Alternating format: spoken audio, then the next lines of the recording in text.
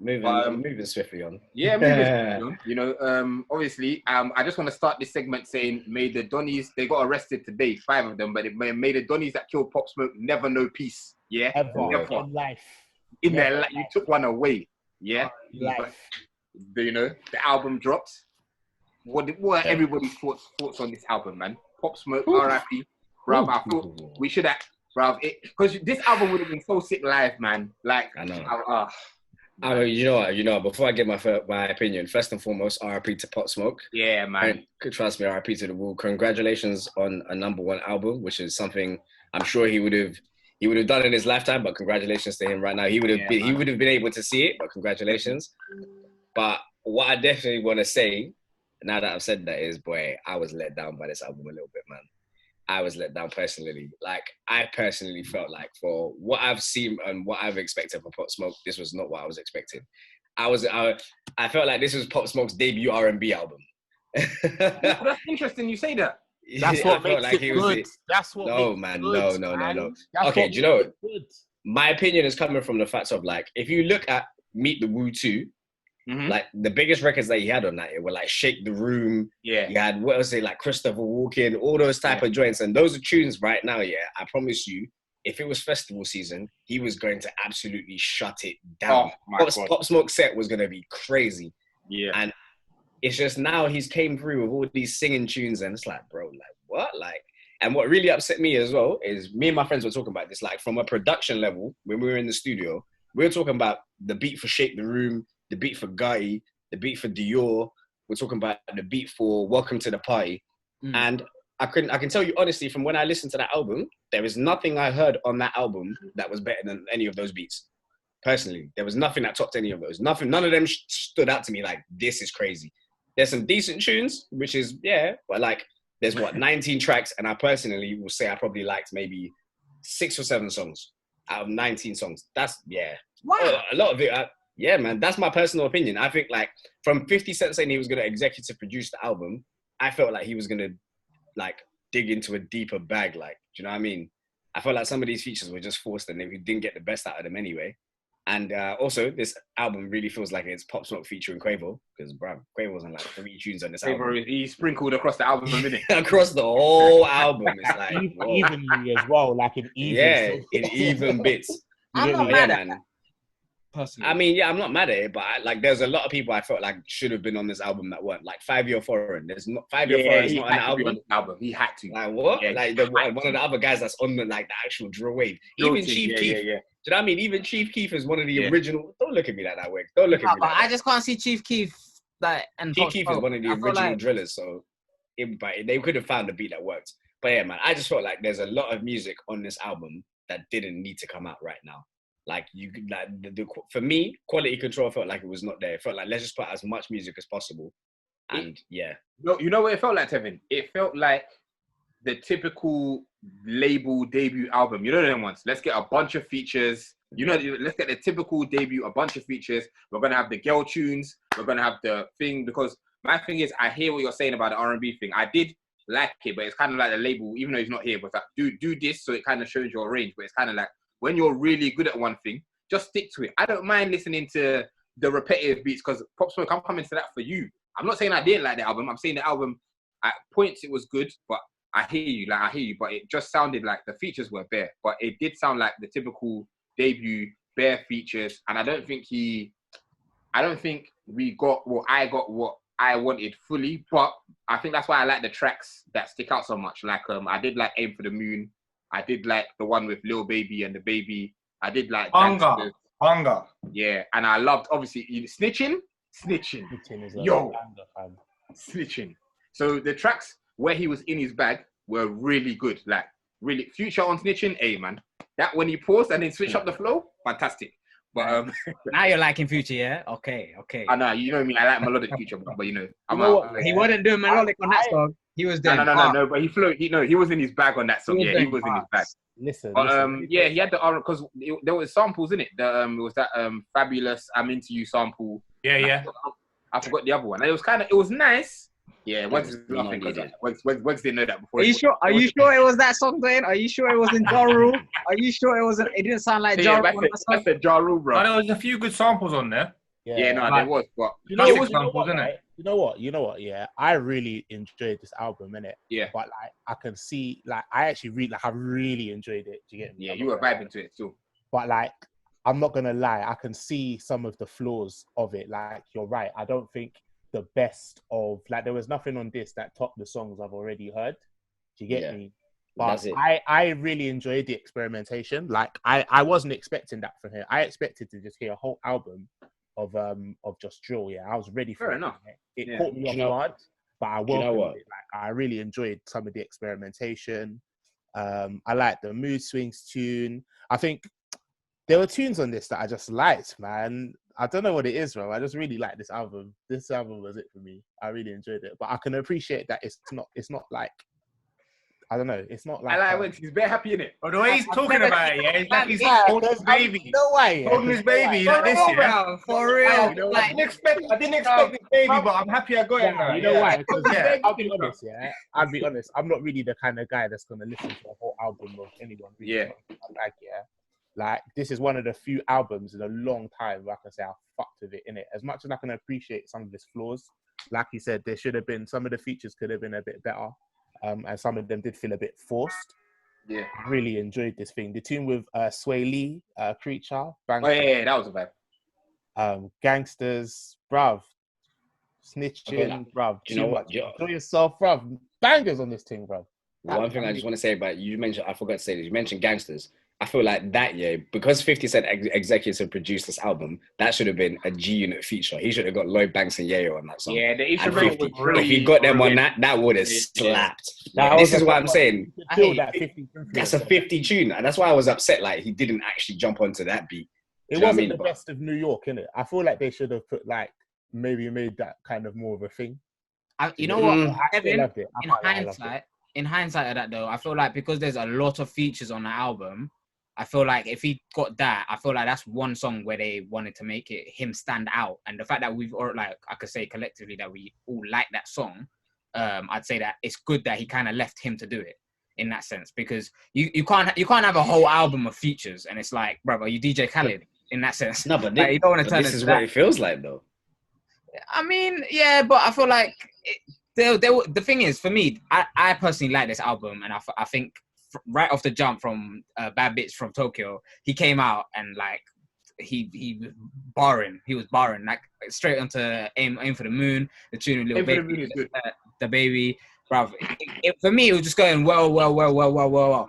For me, there's only like one or two songs that I didn't like, and that was it. Except for that, I felt like this album, I personally, I'm not gonna act like I was the biggest Pop Smoke fan, but I didn't go in expecting drill only, because I feel like he likes the dancing kind of tune, so he was gonna vibe with a certain different thing. The song that was a bit surprising, the song with Karol G, because I was a bit like, raw. He went with a bit of a Hispanic kind of sound in that sense. I was very surprised. You know, saying that, what you're saying, it sounds like he was trying to reach all corners, if you know what I mean. Like, let's have girl tunes, drill tunes, Hispanic tunes, and sometimes I think you can spread yourself too thin when you do that, innit? Like, but I hear what you're saying. Like, I hear what you're saying. I mean, again, this is probably not directly, obviously, RP Pop Smoke. He never made choices on this. So, like, this is like coming from a, what do you call it, from an executive position, people making these choices. What's a collective good album? And I feel like the fact that they've got this amount of features and a lot of the people which are on the songs, they were barring. I can't lie. There was a lot of people barring on this song. I mean, Chris, I know you said you like Mood Swings. That was one of the songs that I didn't like, personally. And I don't know what it is about Little TJ. I don't fuck with that guy's music, man. That guy. Mood Swings, and you don't like it? Huh? Nah, that's funny. But you know who is barring? Jesus. Back to back, like, listen to Tiana's album and listen to this album. King Combs is going in, you know, on his features. He's actually going in, and I'm liking it. I'm liking it a lot. But yeah, I mean, I feel like the other funny thing as well from the album is the fact that he snuck Dior on as another bonus track, like he didn't feature on his. That track slaps. It is. I'm not gonna lie. It's made me forget about what's the other one? The Freshie version. Oh, Dior. Nah, what do you mean? It made me forget about that properly. Like, I needed to hear the original again. Yeah, I can't lie. a little sidebar quickly. I can't wait till when we're out, when we hear Pop Smoke you and they mix it into that. It's gonna go off. Yeah, it's gonna go off, bro. I can't wait for that, bro. Yeah, Shibs, what were your thoughts on the album? I'm similar with Tevin, like, but I mean, I wasn't expecting, like what Wegz was saying, I wasn't a big Pop Smoke fan, and I'm just going through the track list now. Like, most of them, I was quite like disappointed because I was expecting like something mad on not every track, but for the majority of it. But it didn't really, nothing really like stood out and gripped me. There's a few bangers on there. Okay, there's a few bangers on there, but like bangers. But like, I like Gangsters a lot. I like For the Night. I like what's that one? Snitching. I didn't think it's as, I don't know. It was alright, but like, yeah, it's just.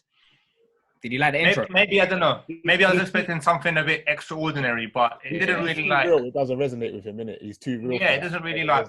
I don't know, man. It's not something I'll be going back to a lot, but there's definitely bangers on there. But yeah, I was quite like disappointed. But that's not to say that, you know, I'm not gonna go back to his music. Rest in peace, Pop Smoke and that. But I don't know, man. I was expecting something like mad, but it didn't really. Yeah, I know. I think the madness for me was the diversity. I really wasn't expecting that. So when I heard it, it was so, I don't know, it felt nice to get caught off guard, and I just resonated with it. Like, fair enough. Nah, but you know what? Like, when I first listened to the album and I came to my conclusion of how I felt like I was being a little bit harsh. What's going on, Dan? But yeah, I genuinely felt like I went back and I listened to his other albums to be like, maybe I was too harsh. And with his other albums, he does have a sprinkle of some of these singing tunes. He has a sprinkle of like the girls' tunes or whatever. Yeah, but I feel like with this album, they put that over the drill.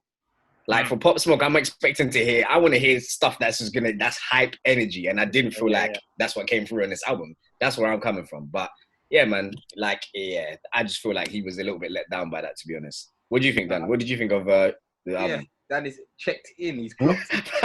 Dan said, huh? Are you sure? I said, you gotta I'm assuming Pop Smokes, yeah? Dan looked like when the teacher in the class asks you a question and you ain't been listening to shit. Do you know what? I didn't realize it was gonna come straight to me, innit? So I was like, I'm gonna talk already. Like, no, T, I kind of agree with your sentiments. Actually, I can't even lie. So what you're saying, I completely agree with. So I liked it. Don't get it twisted. I liked it, and there's some bangers on there. The one with Future and who is it? Quavo. Yeah. That's a hard tune, but I agree with T. He came up off drill. I want to hear drill in it. I want to hear Meet the Woo still. Like, as in, I know there's, but the thing is, then I get it. It's two sides. There's progression in it. He's made progression. I guess 50 Cent wanted to, or whoever was orchestrating it completely, wanted to kind of show that he has versatility and he could have done more and showing that side of him. But yeah, I feel like they lean too much on that. Like, he's best at drill. So I want to hear him on drill, like, and it wasn't enough of that for me. Saying that, like I said, it wasn't a bad album. It was very good. But yeah, I agree. I wanted more drill. I can't lie. Yeah, I don't dislike the album. I can listen to it, and there's a lot of songs I like on there, and a lot of songs I can tolerate. But yeah, like I definitely didn't get the energy I was expecting. I would have preferred other features, if I'm honest. I feel like it was A-list. It was A-list features, but it's not. They don't complement Pop Smoke as much as they could have. Yeah, that's what I said. Basically, it's like kind of the typical big debut album. Let's get all of this on here, and let's get him on there. Let's get this guy on there. It wasn't. I didn't feel like it was authentic. Like, I wanted people that actually match Pop Smoke's sound. Like, even it would have even been nice to have a UK drill artist on the album. I feel like, especially with the UK producers with 808 Mellow and who else produced on it? No, it wasn't Ghosty. Can't remember the other. Oh, Axel probably. Axel Beats, yeah. But yeah, it would have been nice to just maybe have a UK artist as well, but that's not a big deal. But I just feel like, features could have been better.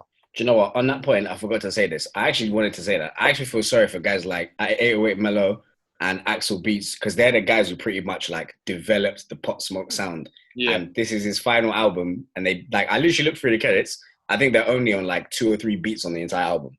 Which is a sham. Like, they're the ones who actually like developed his sound. And 808 Mellow, I've said this on Twitter and I say it live on the pod as well. 808 Mellow and Axel Beats, they're pretty much the UK's Metro Boomin and Southside. Those two kids are crazy. Like, yeah, man. Like I said, they should have definitely had more influence over what was going to be on the album. 100. Yeah. They got to shout 50, fam. They got to shout 50 Cent, bro. 50. 50 Cent, bro. That's what it was his birthday. Yeah. True, I'm listening. Oh, sorry, I just had to listening to the Gangsters tune now. What you said, and yeah, you're right. If there was a little G Unit feature on there with the way that tune would have been crazy. Yeah. If he had Yayo, Banks, and 50 on that, that would have been crazy, fam. That would have been mad still. That would have been very, very mad. But yeah, you know what? Did you know what's crazy about it as well? I thought about this. Like, this album had like 19 tracks, and then there's whispers of a deluxe version that's coming out. How do you get deluxe of an album with 19 songs? We've heard it, big man. Evan, it's all about the streams, bruv. You know? Yeah. It's about the streams. That's happening more and more. I swear, Lil Baby done the same thing. His album was long, and then he came out with a deluxe version like 2 weeks after. Yeah, remember that's what Tiana Taylor did. She come up with that album, and then literally the week after came up with the EP in it.